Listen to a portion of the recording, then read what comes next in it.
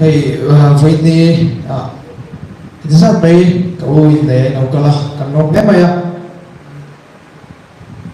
hey với ni nghe nên cái chú cái sự thì nó cái bài cái số lâu thì đâu chỉ là mình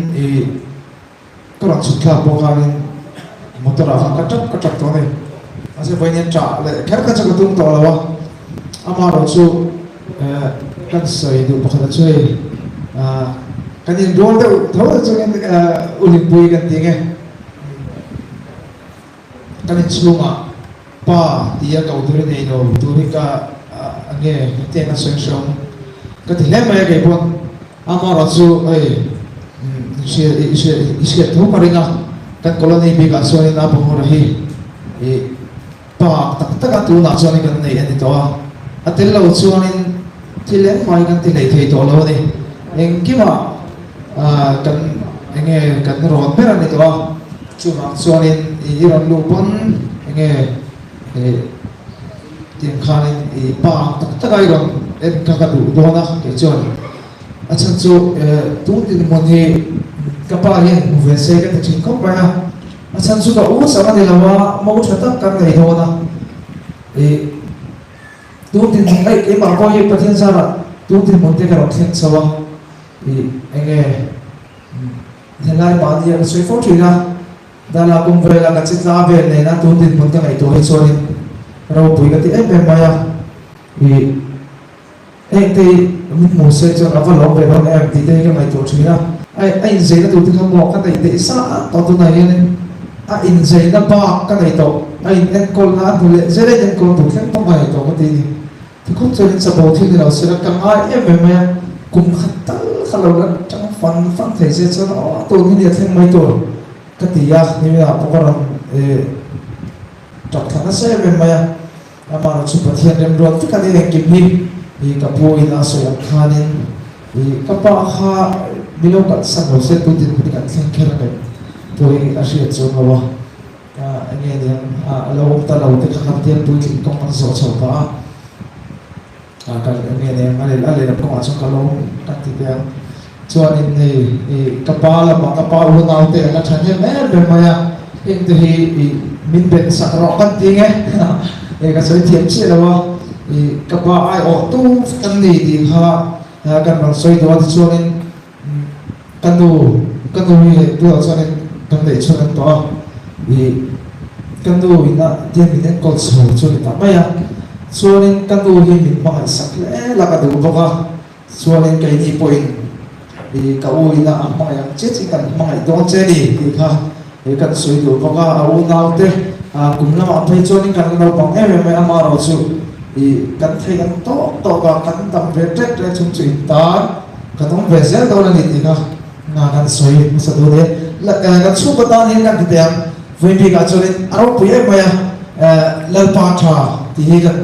cần làm nghe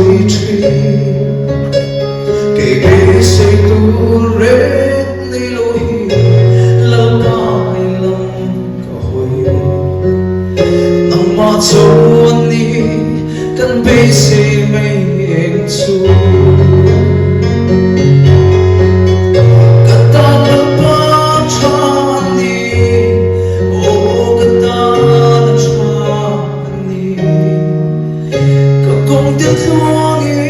lòng lâu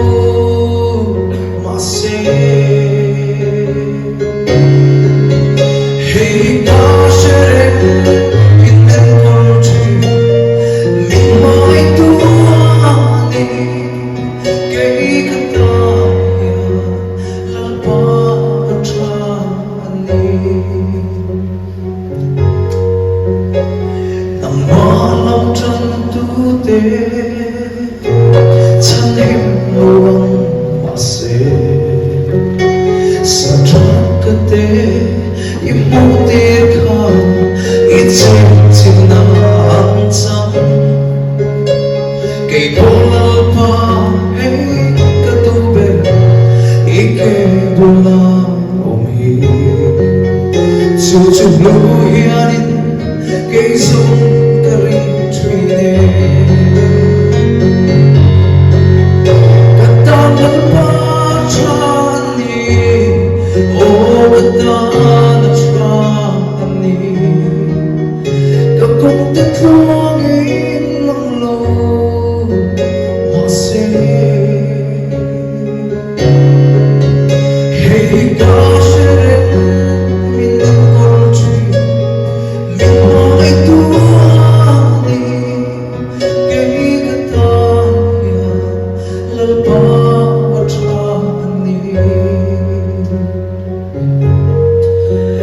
Hey gosh, min den kortski min mai tu